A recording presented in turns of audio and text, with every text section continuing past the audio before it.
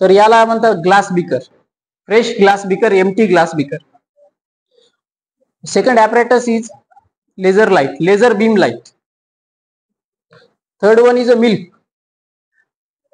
To maintain our solution is turbid, we can take a milk. आणि ही एक empty bottle आहे, empty bottle आहे ज्यामध्ये आपण पार्टिकल ऍड केले आहे, ज्यामध्ये आपण फॉग ऍड केलेला आहे. तर फर्स्टली आपण जे काही आपलं एम्प्टी ग्लास बीकर आहे त्यामध्ये आपण वॉटर ऍड करू.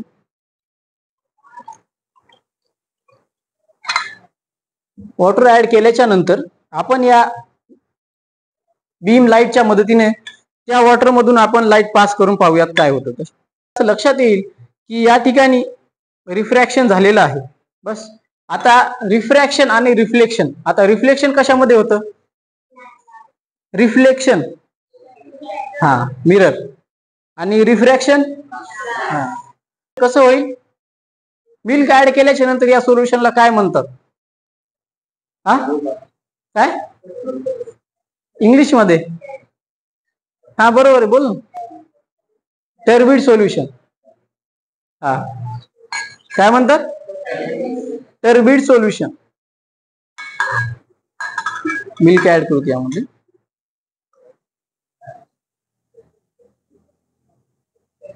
आता पाहूयात आपण, आता लेझर बीम ऍड केल्याच्या नंतर काय होईल, काय होईल लेझर बीम ऍड केल्याच्या नंतर काय होईल, काय रिफ्लेक्शन कोण म्हणलं, रिफ्लेक्शन होणार नाही, रिफ्रॅक्शन सुद्धा होणार नाही. आता होणार आहे स्कॅटरिंग. आता काय होणार आहे, स्कॅटरिंग. तर स्कॅटरिंग का होत आहे या ठिकाणी, आता मॉलिक्युल्स आता जास्त झाले, मॉलिक्युल्स या रेजला ऍब्झॉर्ब करताय, त्यामुळे स्कॅटरिंग होते. बस. आणि ज्यावेळेस आपण प्रथमतः स्टार्टिंगला ज्यावेळेस आपण मिल्क ऍड केलं होतं त्यावेळेस स्कॅटरिंग सुद्धा होऊ लागली आणि नॉर्मल प्रमाणामध्ये रिफ्रॅक्शन सुद्धा होत होतं. लक्ष दिलं कोणी, रिफ्रॅक्शन का होत होतं, कारण त्यावेळेस पाण्याचं प्रमाण जास्त होतं आणि दुधाचं प्रमाण कमी होतं, त्यामुळे दुधाचे मॉलिक्युल्स कमी होते. पण आता दुधाचं प्रमाण नाही तेवढं आहे आणि पाण्याचं प्रमाण तेवढं आहे, म्हणूनच रिफ्रॅक्शन होत नाही. जेवढं काही यामध्ये आहे सर्व मॉलिक्युल्स हे रेज ऍब्झॉर्ब करत आहेत. दुसरा एक्सपेरिमेंट, या एम्प्टी बॉटल मध्ये आपण फॉग ऍड केलेला आहे. तर यामध्ये आपण लेझर बीम ऍड केल्यानंतर पाहूयात काय होतं. तर यामध्ये थोड्याशा प्रमाणामध्ये रिफ्लेक्शन होत आहे आणि आपण या ठिकाणी रेज पाहू शकतो, लाईट रेज पाहू शकतो. कारण यामध्ये जे काही मॉलिक्युल्स आहेत ते मॉलिक्युल्स आपली लाईट ऍब्झॉर्ब करत आहेत, म्हणून आपल्याला या ठिकाणी लाईट दिसत आहे.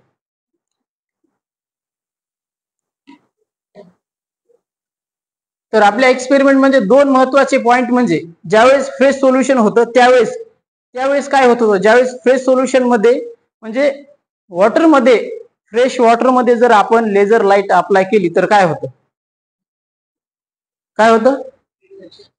रिफ्लेक्शन होतं. आणि ज्यावेळेस सोल्युशन हे टर्बिड आहे त्यावेळेस जर आपण त्यामध्ये लेझर लाईट अप्लाय केली तर काय होतं, स्कॅटरिंग होते. बस हे दोनच पॉइंट आहेत की अगोदर रिफ्लेक्शन का होतं आणि नंतर स्कॅटरिंग का होते. रिफ्लेक्शन का होतं, कारण त्यामध्ये मॉलिक्युल्स नव्हते. नॉर्मल 6 वाजता झाला असेल, पण आपल्याला प्रकाश किती वाजता दिसतो, म्हणजे उजेड किती वाजता दिसतो, किती, 7, 6:30, बरोबर. 7 कोण म्हणतोय, म्हणजे सूर्य उगवल्याच्या नंतर प्रकाश दिसतो का, 1-1.5 तासांनी, नाही, सूर्य उगवायच्या अगोदर दिसतो का, कारण सूर्य उगवायच्या अगोदर सुद्धा लाईट स्कॅटर होते, त्यामुळे आपल्याला उजेड दिसतो.